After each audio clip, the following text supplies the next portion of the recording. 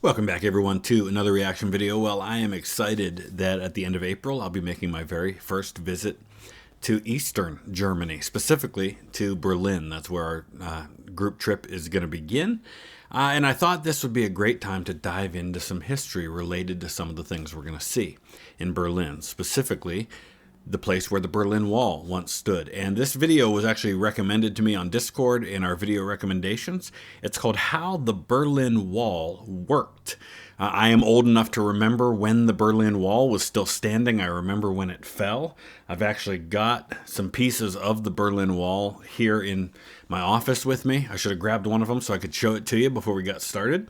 But very little is ever talked about when we talk about history, about how it went up, about how it operated, about its function and its purpose beyond just dividing East and West Berlin, and in the greater context of the Cold War. So I'll put the link down in the description. The name of this channel is Neo.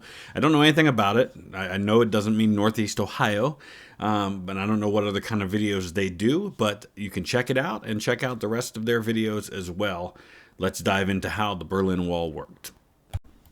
Imagine having to split a city into two completely separate parts. Roads that used to connect are now dead ends. Your job on the other side of the city inaccessible. And the neighbor across the street that you used to see daily, you will perhaps never speak to him again. That's all really fascinating to set it up in that context. I used to work, I lived in southwestern Indiana for a year. And I lived in a small town called Owensville. It's in Gibson County. But I worked in Terre Haute, which was far to the north and was in a different time zone. Half the year, it was the same time at home as it was at work. And the other half of the year, there was an hour time difference. And, you know, I can just imagine if one day somebody threw up a wall and said, you can't get to work anymore because it's on the other part of the city that you can't get to. Or your grandparents, think about that. If your grandparents live across town and now there's a wall, I mean, you don't really think about the real-world implications of this. The Berlin Wall did exactly that, separating East and West for almost 30 years. For this video, I've animated the various development stages of the wall in order to understand the design of this unique piece of architecture. This is how the Berlin Wall worked. Living in Berlin before the wall was built was a strange life. You could move around the entire city freely, but you were either an East Berliner or a West Berliner. After the Second World War, the victorious nations had divided the German city into several parts. And that was always fascinating to me because you had 4 sections of the country, but then you also divided up the capital city, which was deep inside the Soviet zone, divided that into 4 as well. The Soviet occupation zone ultimately became the territory of East Germany, a socialist state, and the western part of Berlin remained legally occupied, but in all practicality, it belonged to West Germany, a capitalist state. Socialism and capitalism, 2 different nations, and even 2 different currencies, separated only by streets. Trains connecting the different parts of the city would make announcements. Next station, last stop in the eastern zone. Many people lived in one part of the city but worked in the other. East Berliners took jobs in the west in order to benefit from the stronger currency. It's so insane to me to think about this. Apply it to your own country, if you will, or your own city. Imagine if granted, Germany has not been a country for that long at that point. It's been a country for less than a century as a united Germany, going back to the Franco-Prussian War, 1870-71. But still, there's a strong sense of German identity. And to suddenly have half your city be under a different government, a different system, like type of government, not just a different political entity, but completely different form of government, a different form of economy even. Crazy. While West Berliners got their haircuts in the East at prices that were much cheaper to them. And in a way, both systems tried to outdo the other. In West Berlin, a multitude of stores sprang up on the Kurfürstendamm Street, shop windows filled with the latest brand name products of Western consumer culture. While just a few streets away in East Berlin, there was Stalinallee, a street that was transformed into a boulevard full of buildings in the style of socialist classicism. But this open coexistence of two systems wouldn't last long. On the 13th of August 1961, Berlin woke up to a divided city. The East German government closed the border, which means that families were split apart. Though officially stating that this was necessary to protect their country, it was an effort to stop their own citizens from fleeing to the West. And I don't remember the exact quote, but I think John F. Kennedy, who's president at this point, says something along the lines of, say what you want about capitalism, but we've never had to put up a wall to keep our own people in. Or maybe it's about democracy, I'm not sure. Where opportunities, wages, and freedoms seemed greater. At the start, this was just a wall in name. It mostly consisted of fences and loose pieces of barbed wire, manned by guards. There were some unguarded stretches, and it was even possible to jump across. Alright, so I've seen that video clip before, and if I remember right, it's an East German soldier who actually was fleeing to the West. It almost looks like he's not really doing that, but I think my understanding is he jumped over and then just kind of kept going.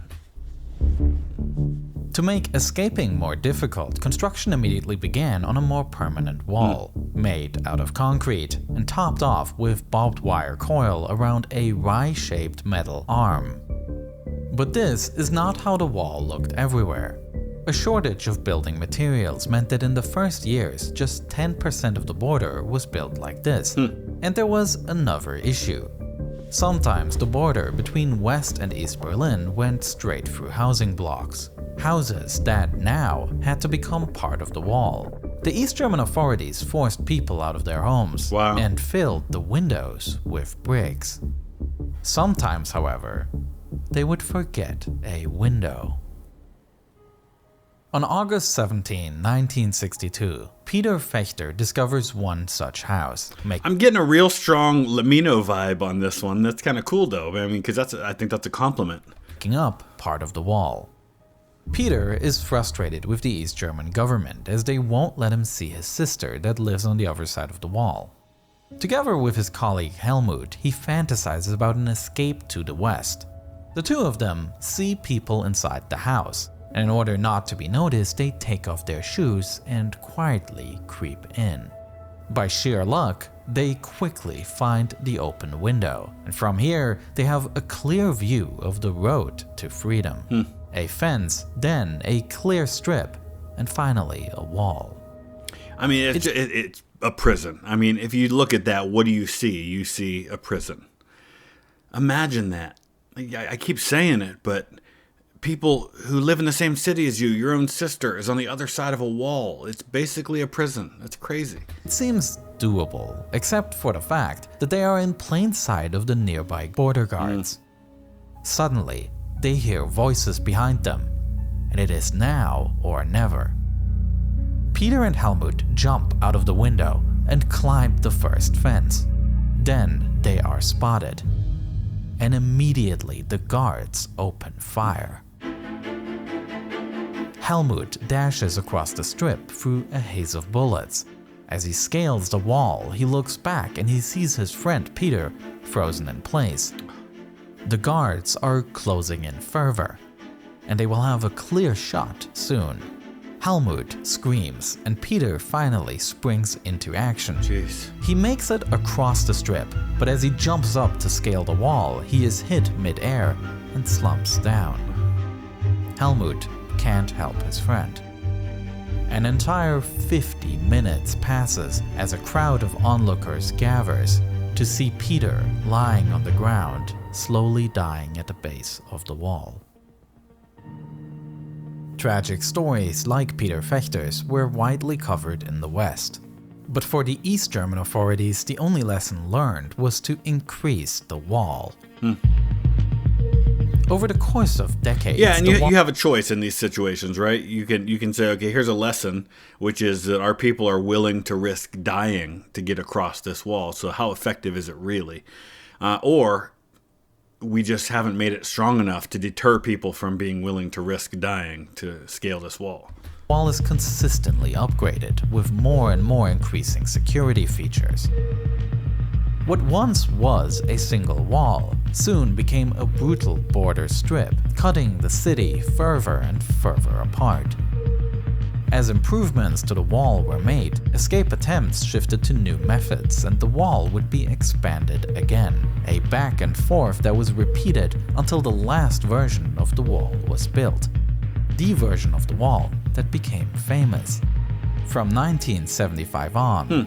That's interesting, because that's 2 years before I was born, and of course I was just barely not quite a teenager yet when the wall came down, so it didn't last all that long in its current form. I hadn't realized that they were still working on it in the mid-70s. East German authorities rolled out this version of the wall, a border virtually impossible for anyone to cross.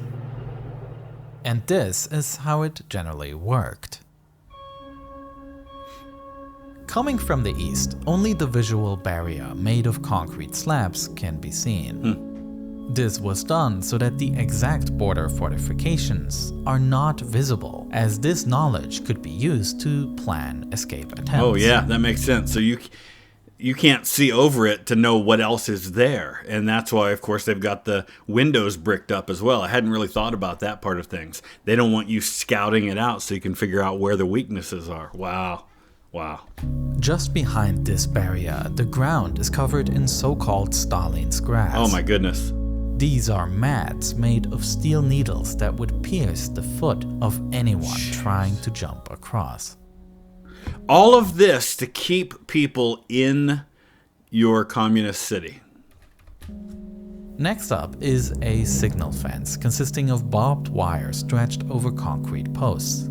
Anyone trying to scale this fence would quickly press the wires together, triggering an alarm and notifying the guards in a nearby watchtower. Watchtowers were manned 24/7 by 2 to 5 soldiers. These soldiers had a clear view of the whole border, with orders to shoot anyone on sight. Trying to use brute force to break these sections would not work either, as behind the signal fence are several rows of tank traps, barring anyone from driving through with a vehicle. Jeez. In the middle of this border zone is a path for soldiers to patrol the area, oftentimes accompanied by dogs. And behind this is the so-called death strip, a stroke of dirt stretching for miles in every direction, in full sight of the guard towers.